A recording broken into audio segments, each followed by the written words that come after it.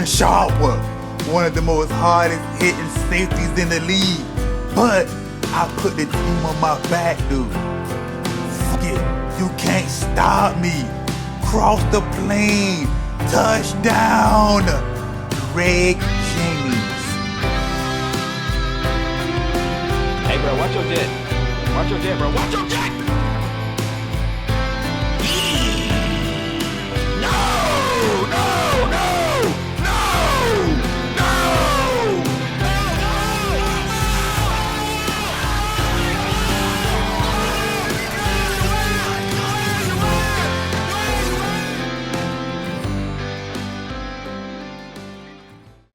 What's next for video games?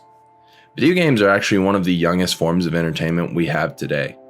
The first known video game wasn't created until the late 50s, and video games really did not reach mainstream popularity until around the 80s. Because of this, if you've been around long enough, we've seen some ginormous leaps in quality over the past 10 to 20 years when it comes to video games. Unfortunately, it seems as if those improvements are just now starting to plateau. For instance, Ghost of Tsushima is a game that many people thought should have won Game of the Year in 2020. It's a beautiful game with fun and addictive combat and a solid story, and overall most people seem to really enjoy it. With this enjoyment, however, came one critique that I noticed across the board in particular. Whether it was a professional critic or just a fan, I noticed a lot of people saying that the formula Ghost of Tsushima uses has already been overused in the gaming industry. The thing I found interesting about this critique is that usually when you're thinking of great games that are in contention for Game of the Year, you always see them as groundbreaking or innovative in some sort of way. Ghost of Tsushima is one of my favorite games that I've ever played for a multitude of reasons, but I can't help but admit that these critics have a point when they say that the formula has kind of been beat to death already. My next question was, how does gaming move forward from this? How do we avoid the critique that we've already been there, done that? On the screen. So you can see right here, I'm getting ready to serve. All I do is throw that ball up in the air, and when oh, jeez. And there goes the tennis racket. I didn't have it on there all the way.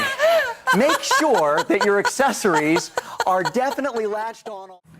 Over the years, there have been numerous attempts to completely change and overhaul the way games are played. One of the most common ways companies have tried to advance gaming into the future is by using different types of controllers. The game that instantly comes to mind when I think about this topic is Guitar Hero and/or Rock Band. These games did a great job of immersing the player into a musical setting. If you're like me and have absolutely no musical talent, Guitar Hero and Rock Band were a great way to pretend that you did. They were able to immerse you with two simple things: a giant hunk of plastic shaped like a guitar and good music. Guitar Hero wasn't the first game to attempt immersing us with strange controllers, and they would not be the last.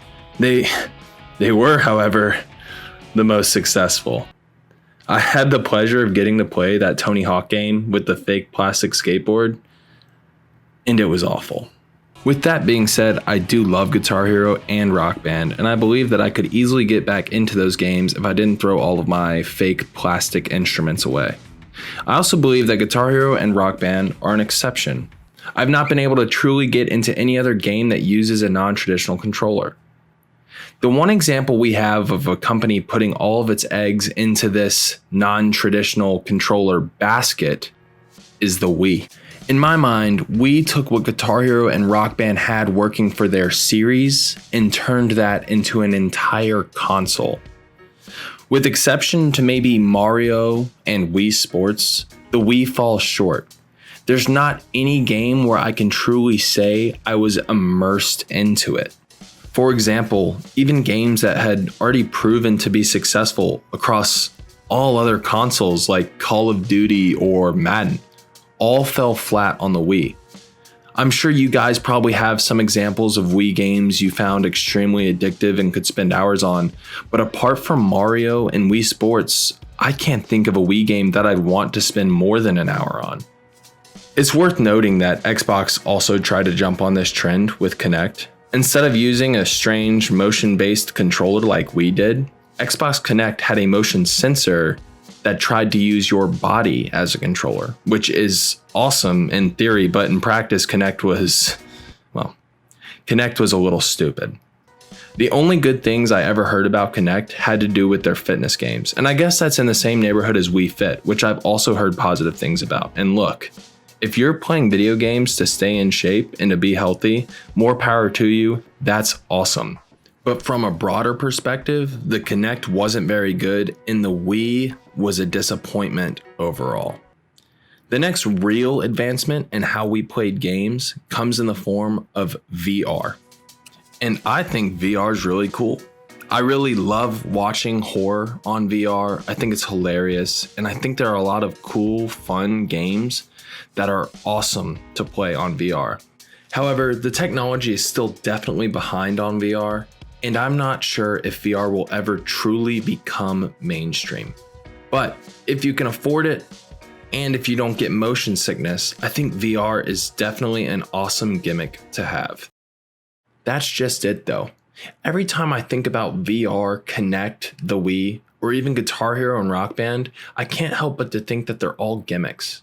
What companies promised would overhaul and change gaming forever turned out to be gimmicks that are not enjoyable after a few hours of play. Even Rock Band and Guitar Hero, which were both super successful, have not put out a game since 2015. This gimmick phenomena in gaming reminds me of something that happened to another ginormous source of entertainment media, specifically movies, and that was 3D. I remember when I was a kid that 3D movies were supposed to be a giant leap forward into the future of how we watch movies. Spoiler alert, no, it wasn't. Even as a kid, I thought this was stupid. Maybe it was cool for like 2 seconds during Spy Kids 3D, but other than that, it was just distracting. Even a perfect masterpiece like Spy Kids can become old when it relies on a gimmick. It's almost like good movies don't need to rely on a gimmick to draw people in. It seems like people will enjoy movies as long as they're well written with a good cast and an interesting story. Weird. Well, it's the same with video games. Video games can immerse you with a great story and interesting characters, or can draw you in with fun and addictive gameplay, or it can be best of both worlds. A well-executed game doesn't have to rely on unconventional controllers to make you feel like you're actually a part of the game.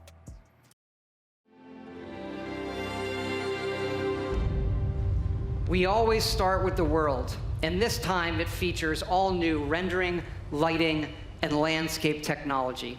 It allows us to have 16 times the detail and even view distant weather systems across the...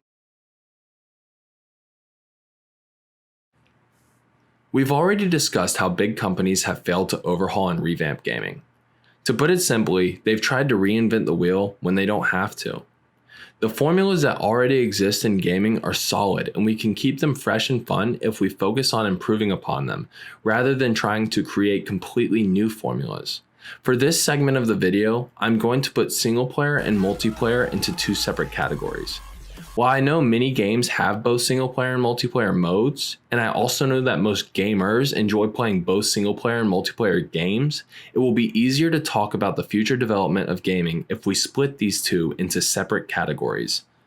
Single player and multiplayer games each have their own unique set of challenges that they'll have to face in the evolution of gaming. Multiplayer, for instance, relies heavily on polish, fairness, or balance, and whatever trend the gaming universe happens to be in at the moment.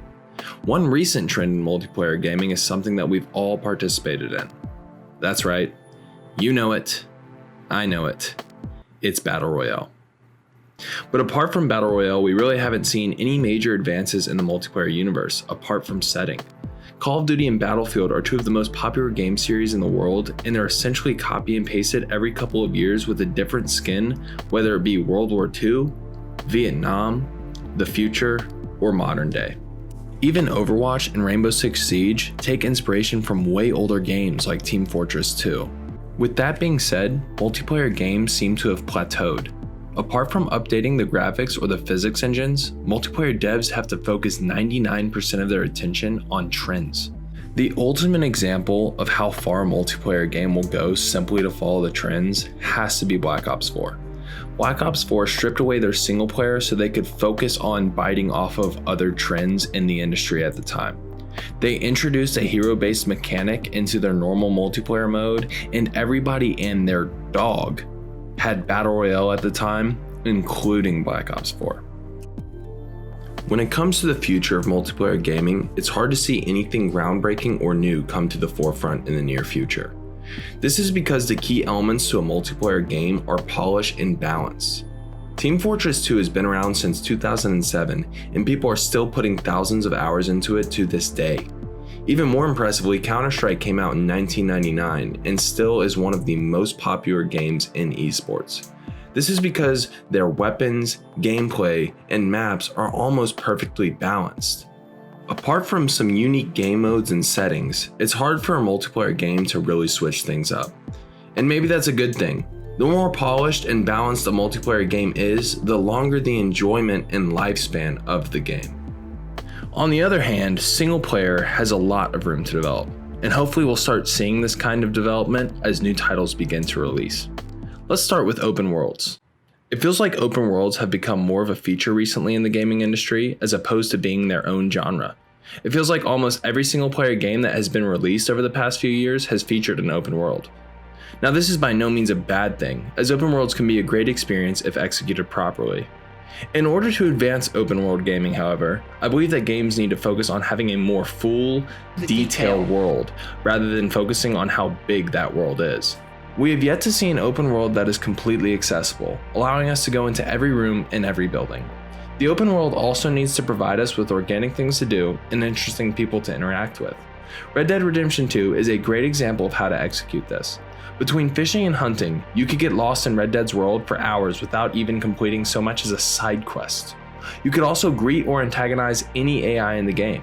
This made for some really unique situations, as some AI would try and fight you while others would just run away. Just these seemingly small features really impacted how immersed we were into this fictional Wild West. Another layer of gameplay that could add a considerable amount of fun and immersion to any game is having to maintain your character's health. We've seen games add in mechanics where you have to sleep and eat, and we've even seen many horror games that make you maintain your character's sanity, but we haven't seen a dynamic injury system be used to its fullest potential. This feature alone got me very excited to play Ghost Recon Breakpoint. Breakpoint sucked so bad. Breakpoint had a never-ending list of problems, but the main issue I had with it is how underwhelming the injury system is. There's so much wasted potential. A dynamic injury system that forces you to constantly maintain your character could add a whole new level of gameplay. It could add a strategy on how to approach certain encounters and could force a complete change of pace. If implemented properly, a dynamic injury system could slow you down instead of just slashing or shooting your way through hundreds of enemies and then consuming an ungodly amount of food and potions just so you don't die. I would love to see a wide variety of injuries, such as specific injuries to your character's legs, arms, head, etc. This could make fighting a lot more fun if you have to learn how to fight while limping, or learn to fight without your shield or your sword arm, for example. Imagine having to use your character's non-dominant hand to swing a sword or shoot a gun. That'd be pretty hilarious. This also just adds more of a risk when you're in combat, and can make even routine encounters become tense. If done properly, a dynamic injury system can make a good game great, but if done poorly, it can become just an annoyance. I would also like to see games start adding in more sandbox type features. For example, Mount & Blade is a game that does a great job with this. The game throws you into its world and allows you to become whatever you want. You get to write your own story with each playthrough. If you'd like to be a king, a petty thief, a merchant, or anything in between, you can. Characters that are your best friends in one playthrough can be your worst enemies in the next.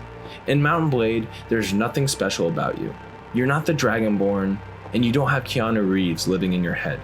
You're just an average person put in a medieval setting, and the rest is up to the player. Not only does this allow for an unlimited amount of paths that you can take, but it also makes it much more rewarding if you do eventually become the king or the emperor. I would love to see other games make use of this sandbox type feature. For example, in Cyberpunk 2077, if you had the option to choose whatever path you wanted, you could be a street thug that strives to become a kingpin, or you could become a high-ranking court member, or maybe you could be the hero that tries to tear down these corporations. This type of freedom would add hundreds of hours of playtime to the game, as the replayability would be skyrocketed. Let's conclude. Video game devs don't have to completely reinvent the wheel in order to make innovative and groundbreaking games, but but they do have to start adding more layers. As far as multiplayer goes, the best we can ask for is well-balanced and polished games that have interesting settings. For single-player games, we do need to start seeing some new features be added, such as more dense and detailed worlds, interesting AI, and the implementation of fresh and unique features such as a dynamic injury system and sandbox-type features. With these new layers, I believe games like Ghost of Tsushima can avoid receiving the "we've been there, done that" critique we saw when Tsushima first launched.